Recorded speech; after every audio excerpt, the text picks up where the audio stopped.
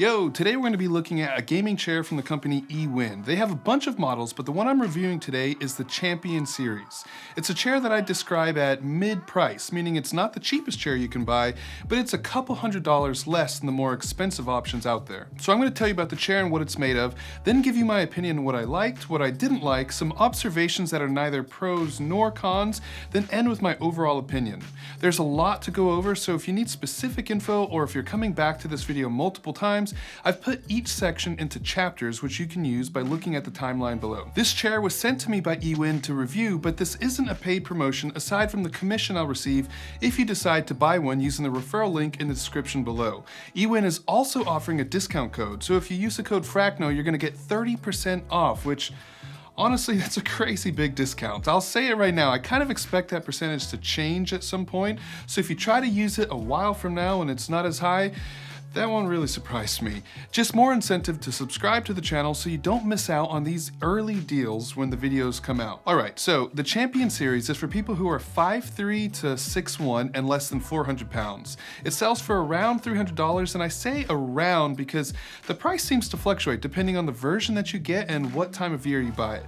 The different versions seem to just be different designs of the chair. So I'm 5'11" and 215 pounds, and I found this model to fit me pretty good. The chair they sent me is made of PU leather, but they do have a cloth version. It was just sold out when they sent me a chair. More on that later. The base is made of aluminum and it has adjustable armrests. The chair is made in China according to the box that it came in, and the models below this are a little cheaper. The big difference will be their armrests are less adjustable. One comes with lower quality fake leather, and the bases are made out of nylon plastic, and the wheels aren't as nice. The chairs above this one are for larger people going as high as 5'7" to 7 feet. And 550 pounds, but their features are mostly the same, just with larger wheels. All of their models seem to use external pillows for lumbar and neck head support. So what do I like about the chair? It's pretty comfortable. The cold cure foam is firm, but in a way where it feels supportive without being so firm that someone would sit in the chair and immediately say, oh wow, that's a firm chair. Does that make sense? It's firm, but not too firm. I sink into the chair a little bit without sinking in too much, because too much sinking in actually doesn't really support your body very well. The armrests are adjustable, and that's exactly what you want in a higher end chair.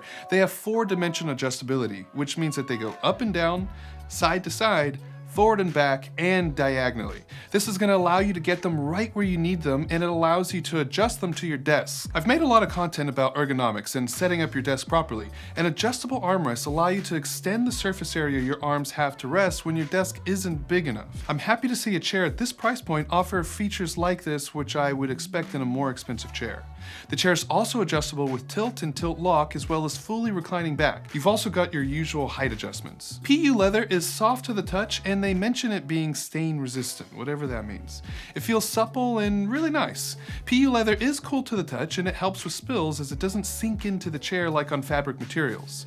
The wheels on this model have a neat design that I think looks super cool, and it has no issues rolling around on my carpeted floor. And let me tell you that I recently realized that I take this for granted as I put together a chair that's cheaper than this one, and rolling it on the carpet felt like I got that one cart at the grocery store that only has one working wheel. In comparison, this glides around with no problem. Overall, I think that the build quality is good, and it came packaged well. It seems like a sturdy chair in most ways, but there were some things that had me a little bit worried. There are a lot of things to like about this chair, but I didn't like them all, and that's what I'm going to share with you now. Let's start at the beginning.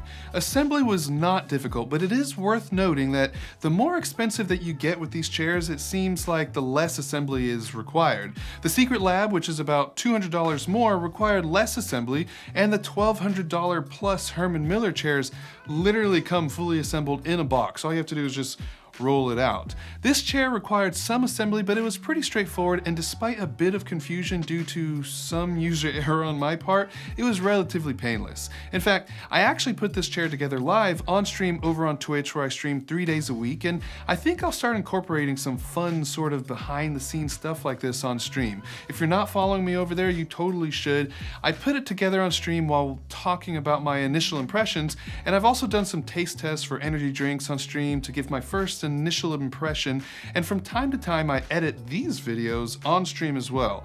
It's a cool way to interact with the channel, so don't miss out. After it was assembled, I noticed some things pretty quickly.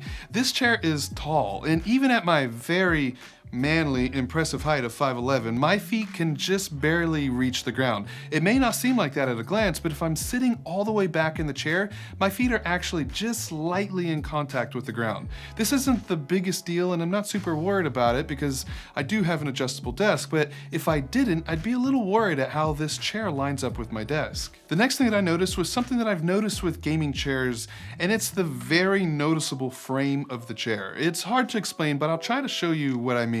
So if you look, the shape of this chair, if you start squeezing the edges, you'll notice that you can feel the frame of the chair. This shape of the chair is the frame of the chair, and you can feel that because in between that frame, there isn't much there. It's kind of like it's just a light bit of cushion or foam. Now, there are parts of the chair where that foam is more noticeable, but when I compare that to a more expensive chair, I don't feel the frame like this. It feels like one solid piece. And that's something that I've noticed with cheaper or mid-price gaming chairs. And I guess it's a negative. I don't really like it. It just kind of feels like you have an empty chair with a metal frame with a leather cover just kind of tightly wrapped around it with foam in a few crucial or strategic spots. Does this make sense? It's kind of hard to explain, but if you squeeze it, you can almost see the frame of the chair in between my hands. I don't really like that. When people criticize gaming chairs as not being ergonomic, I mostly disagree, as the most common complaints are non-issues or just misunderstanding what a chair should have. But something I can totally agree with are the upward slopes of the outer edges of the seat portion. In a car, this makes sense, as the purpose of the chair is to keep you in place while racing or driving fast. But obviously this isn't happening when you're gaming or sitting at a desk. What these portions of the chair end up doing is restricting my movement or my ability to sit in various positions. I'm someone who likes to sit with one leg under the other from time to time, and while it's still possible in this chair, I do feel like the design of the chair prevents me from doing it as comfortably or as effortlessly as I'd like. The upward angle of the chair in this spot is also pretty rigid, so it can't even be pushed to the side.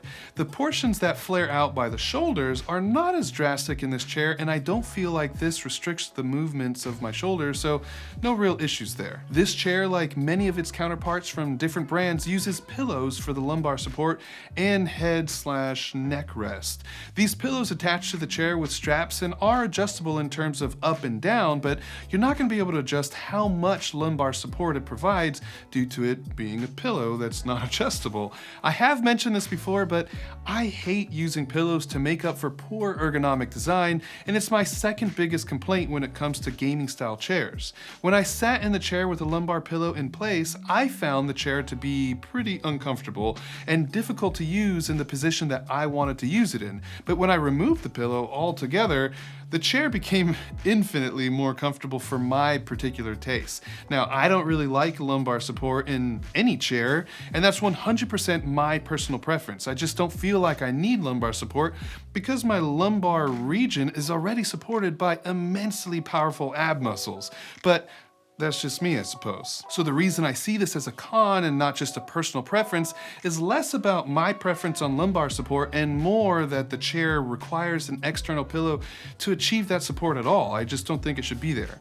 I will say though that the pillows feel nice and they are pretty soft. All right, so you already know how I feel about PU leather if you've seen my Titan chair review. I don't like it. Sure, it looks great now, but I worry about what it's gonna look like in a couple years. PU leather just has a tendency to peel despite your best efforts of maintenance. So I can't say that this chair is going to do that, but it is very possible. If your chair lives in a warm environment, then it's also probably gonna lead to sweating, as well as PU leather just doesn't breathe as much as a cloth alternative. Like I mentioned before, they do offer a cloth alternative, but I'd lean towards going with that instead of the PU leather if I had a choice. Those are mostly my biggest complaints about the chair, but I do want you to realize that I'm being really critical about this because This is a review, and that's what I'm supposed to do, but I want you to have as much information as possible. I don't necessarily think that these are all deal breakers, just points of information to consider. There were some things, however, that I wanted to also mention that were more observations of the chair, not really a pro or a con. I mentioned the fully adjustable armrest, and I do love that, but I want to mention that the internals do feel like they're made out of plastic, and they have a bit of wiggle to them. I don't really have an issue with this, and I do think that it's appropriate for the price point, but I just wanted to mention it. My personal preference in terms of aesthetics don't really align with the look of this particular chair. I mean, I don't mind racing chair profiles. I'm just not a huge fan of flashy colors and designs. I like that the logos are more subtle and not totally overdone, but I would have liked it if they offered an all black version. Now, there is a mostly all black version of the chair, and I'd probably prefer that, but it does still have some logos that are visible. The chair has a fantastic adjustability, like I mentioned before, but maybe too much. What I mean by that is if you recline all the way back and have the tilt unlocked, this thing goes so far back that you're actually pretty much upside down. Just keep that in mind so you don't fall over like I almost did. The tilt mechanism does lock, but something to understand with these chairs is that they lock in predetermined spots or positions. It doesn't lock perfectly in place. It doesn't have an infinite lock range. So that means that there's going to be some slight play when it's locked, and because of how the lock works, this is pretty normal, but you may not like that extra bit of movement or wiggle. I wanted to show you what it looks like when someone my size sits in this chair. So that's what you're seeing right now, but I also want you to see what it looks like when someone much smaller sits in the chair. So here's my wife sitting in the chair. After it's all said and done, would I recommend this chair? Yeah. I know I had a lot of cons to mention, but I think that those things are appropriate for this price point. These chairs are priced appropriately for the quality and features that they provide. The chair is comfortable and it is adjustable. As far as gaming style chairs go, they look like what you would expect. The build quality feels good, but the downside to doing an initial impression review like this is that I can't comment on the longevity of the chair. I don't know what it's going to feel like in 2 years, so if you own one of these chairs and you've had it for a while, I'd love to read your experiences in the comments below, and I know that other viewers would find it really helpful as well. If you're interested in picking one of these up, I'll include a link in the description below, and don't forget to use my code to save an impressive amount. Like, I've never had a discount code that's that much money off of something this big or this expensive. So huge thanks to Ewin for providing that and for setting out the chair. I'll catch you in the next one. Peace! That sound means Victor's on the prowl. Yeah. She's a victor. Don't tell her. I want her to find out.